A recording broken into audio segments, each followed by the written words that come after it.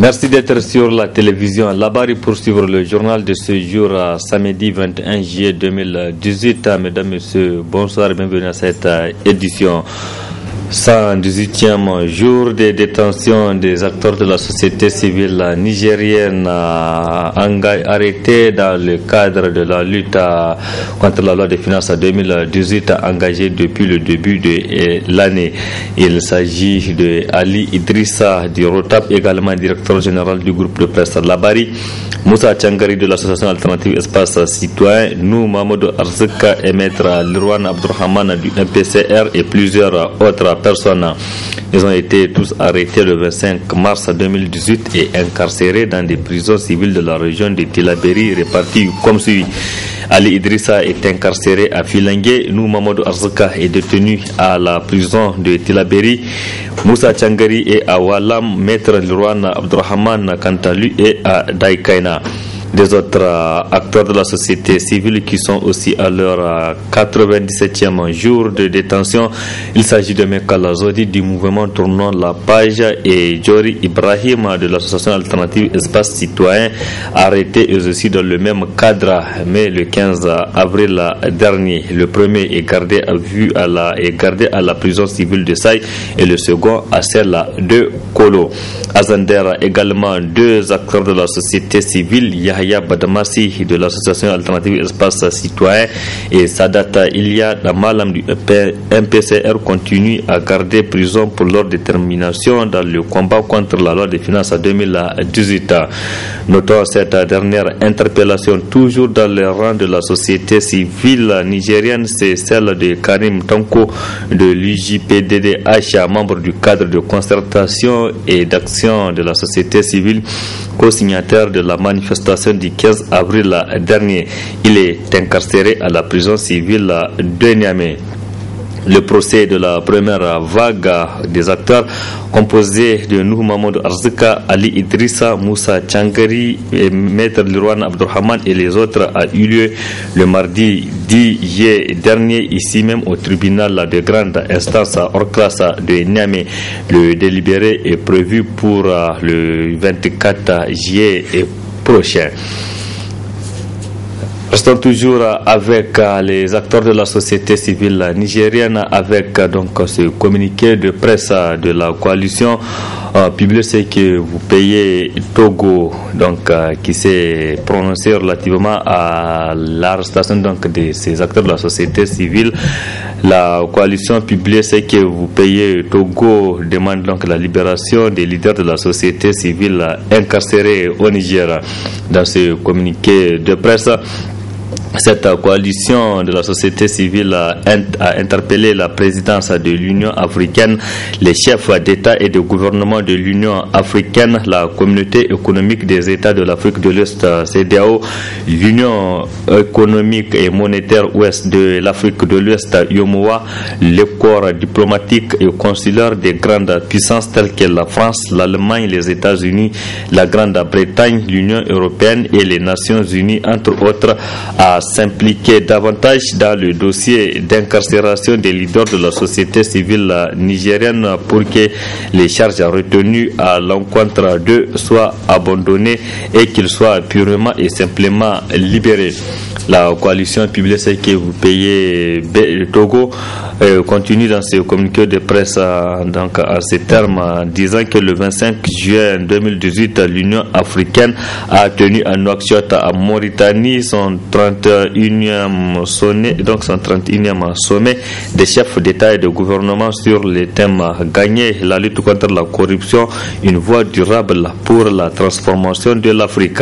La coalition mondiale de la société civile œuvrant pour la bonne gouvernance du secteur extractif publié ce que vous payez se réjouit de l'importance accordée par les premiers dirigeants africains à la lutte contre la corruption et surtout pour avoir reconnu que gagner la lutte contre ce fléau est une voie durable pour la transformation de notre continent. Un communiqué officiel mis en rapport avec le thème retenu par les chefs d'État et de gouvernement fut adressé par publier ce que vous payez à son temps au sommet pour le saisir sur la situation de nos collègues du Niger.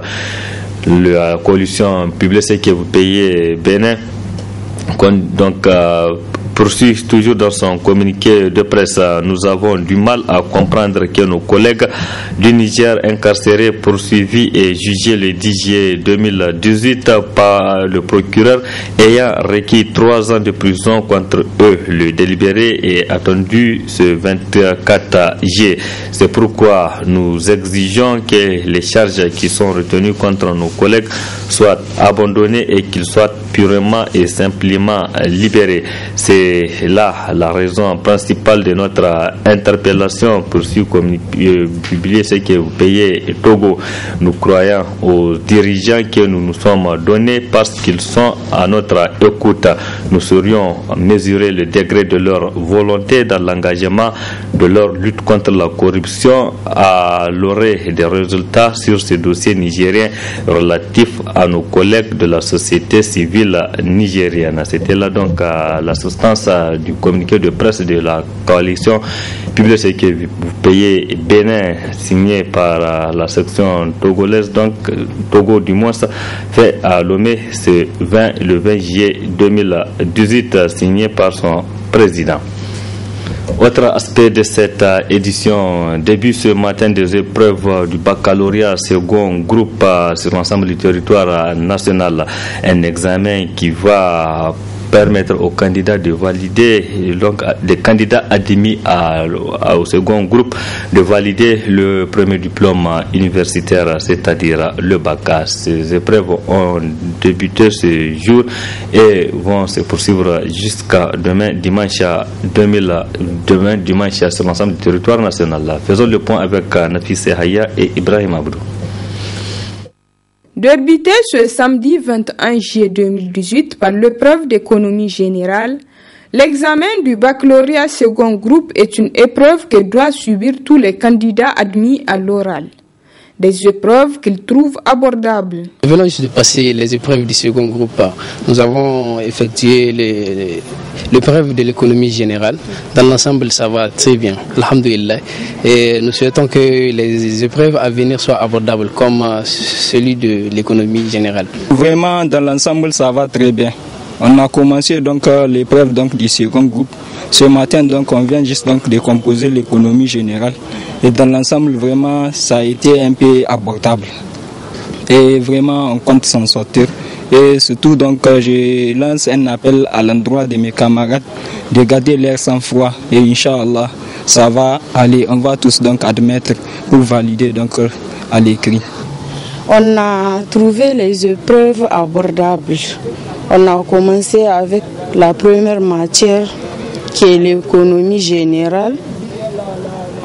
On s'est débrouillé et on prit le bon Dieu. On est 24 à composer à l'oral. Bon, est-ce qu'il n'y a pas même un absent, je pense bien, comme ils ont fait l'appel. Mais je ne sais pas s'il était venu ou pas, comme j'étais en pleine concentration.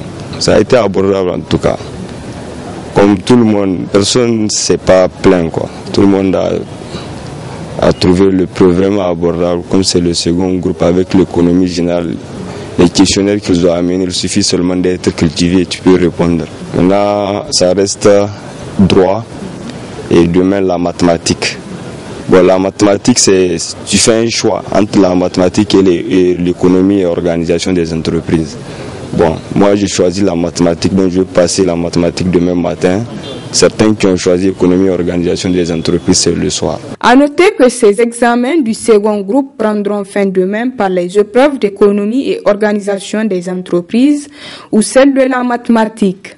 Bonne chance donc à tous les candidats. Amin Nafisa Yahya. Le projet de la création en 2020 de la monnaie unique de la CEDEAO est en bonne marche. Du 20 au 21 juillet, les ministres des pays membres de la CEDEAO se sont concertés ici même à Niamey où ils ont tenu la 3e réunion du comité ministériel de la Task Force. Cette rencontre qui a pris fin ce samedi a permis aux participants d'examiner le rapport de la 7e réunion de la Task Force présidentielle. Les images. Une monnaie unique pour l'ensemble des pays membres de la communauté économique des États de l'Afrique de l'Ouest CEDEAO dans 2 ans. En tout cas, c'est la décision des chefs d'État. Le processus est enclenché. Les ministres des pays membres de la CEDEAO réunis à Niamey ont examiné le rapport de la task force présidentielle. Le président de la commission de la CEDEAO fait la synthèse. Le programme de création de la monnaie unique de la CEDEAO, qui est un programme important. Les travaux ont démarré depuis quelques jours avec des réunions des experts et donc finissent aujourd'hui avec la réunion du comité ministériel. Durant ces 4 jours, nous avons abordé plusieurs points, notamment la feuille de route qui doit conduire à la création de la monnaie unique en 2020. Nous avons également examiné le rapport sur la convergence pour l'année 2016 et l'année 2017 des pays de la CEDEAO. Nous avons examiné le fonds spécial de soutien aux activités de la feuille de route et nous avons également examiné l'étude réalisée par la Commission économique pour l'Afrique sur la création de la monnaie unique. Ces travaux intenses, riches en débats, nous ont permis de faire des avancées et pour moi c'est l'occasion de remercier l'ensemble des participants à cette rencontre.